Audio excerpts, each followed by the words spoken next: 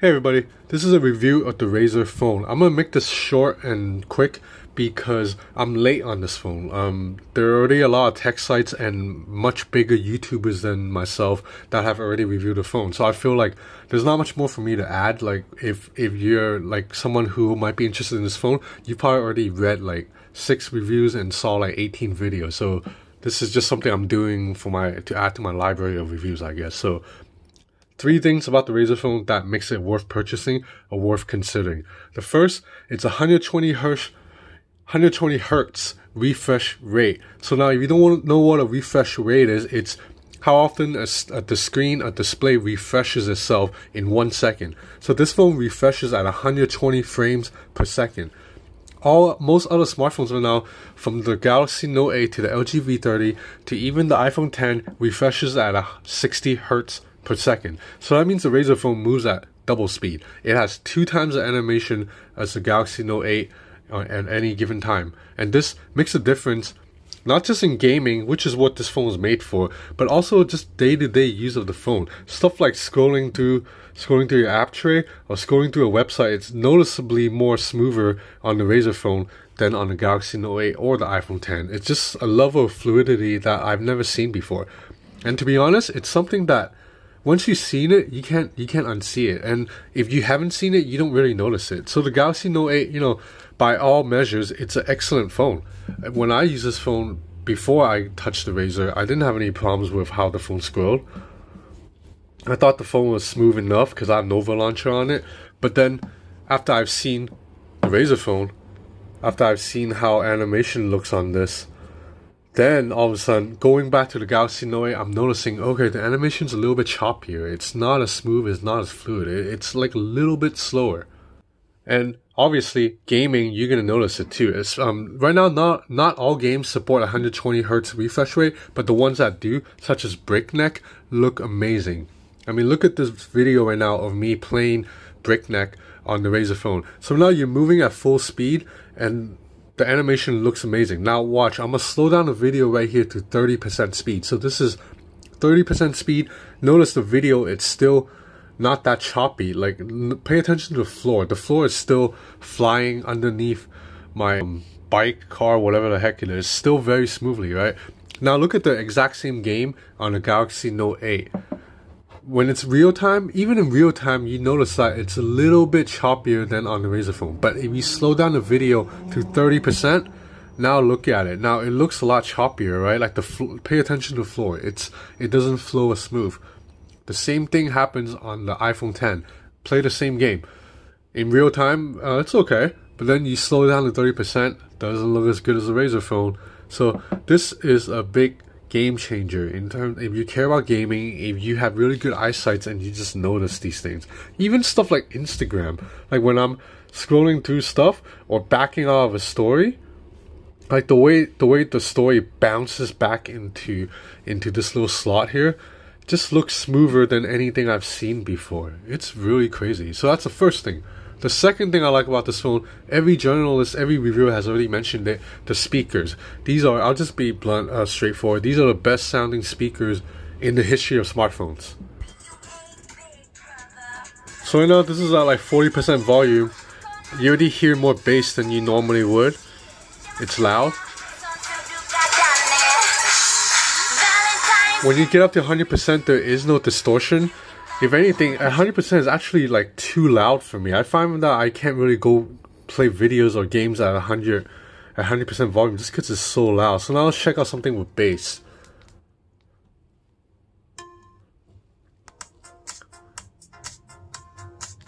So you hear more bass than usual. This is about 70% volume, I want to say.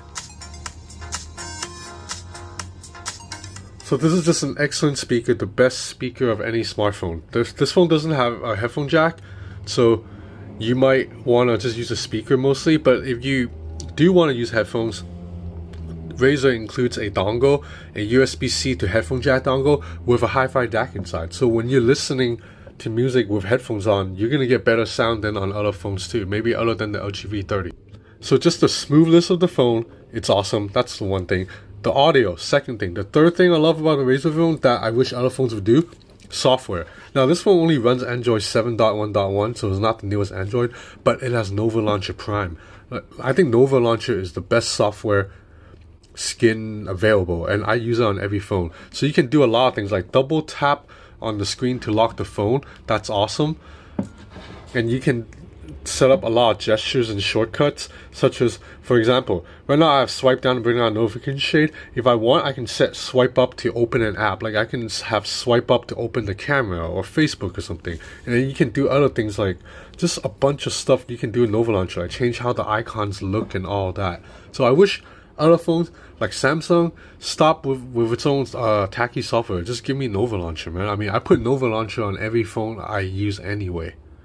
So these are the three things that make the Razer phone stand out. Otherwise, it's a decent to good phones, but it's not that amazing in other areas. So you have the design, obviously. This is a little bit chunky, a little bit bulky. I understand that the bezels are necessary for the speakers, but otherwise, this phone just doesn't feel as sleek or cool looking as like the LG V30.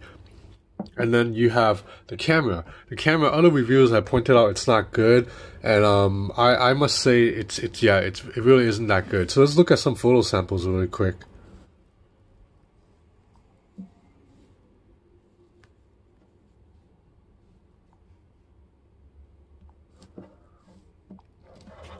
So this shot here, it might look cool to have that much contrast, but the dynamic range is actually pretty poor because you can't see anything down this tunnel right here. And then this shot, the flower here, it's a little bit muted. I think when you take this same picture of the Samsung Galaxy phones, you get a little bit more bang. Same thing right here. This picture is like a little bit flat. The camera focus is okay. You do get pretty good details though, so it's not a terrible camera, but I'm just saying this is a flagship phone, so if you compare it to the iPhone 10, Huawei Mate 10 Pro, or Samsung Galaxy Note 8, it's going to lose out. The camera app is also very bare bones, so you have a shutter button right here, you swipe to the right for video, and then that's it. You don't really get manual controls, none of that. You tap on this little tab, all you get is settings. So that's it. There's just a very boring camera app. Battery life is really good. 4,000 milliamp battery, so it's been able to last me all day, even though I played a bit of games on it. I'd say I average about 4.5 hours of screen on time. The display may refresh very fast, but it actually doesn't get that bright, so that's a flaw right there. It's an LCD panel, so you expect it to be a bit brighter, but it's not as bright as the iPhone or the newest LG and Samsung phones. So when I was using this phone outdoors on a really sunny day, I actually had a little bit of problems seeing the screen, even at max brightness. I would also like to complain about the volume buttons here. I know that they put it in the middle so you can easily access it when you're gaming, but having the buttons right next to the power button, I find myself a lot of times when I'm trying to press this button, I'll actually turn off the phone, because I guess when I'm pressing on this, I'm also pressing on this side. It's maybe I'm just clumsy. It's something that I have to work on, but it's happened to me quite a few times when I was like, okay, let me lower the volume and end up turning off the phone.